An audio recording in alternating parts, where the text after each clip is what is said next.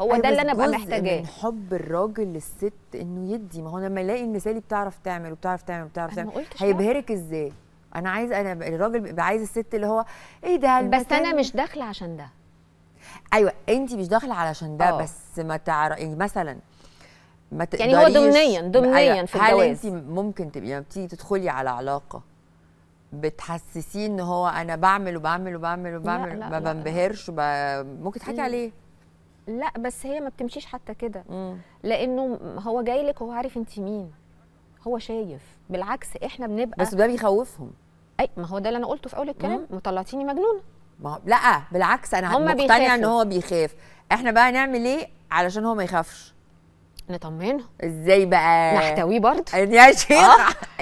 احتويه تحتويه على طول. احتويه ازاي بقى؟ حلقه احتواء. ايوه هتعملي له ايه يعني؟ لازم اطمنه زي ما طمنت اهلي.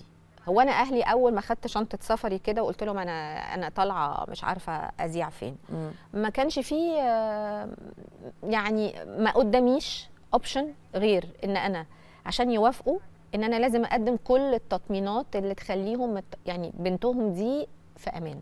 ما ينفعش يكلموني في التليفون وانا مسافره ما ردش الا لو انا بصور.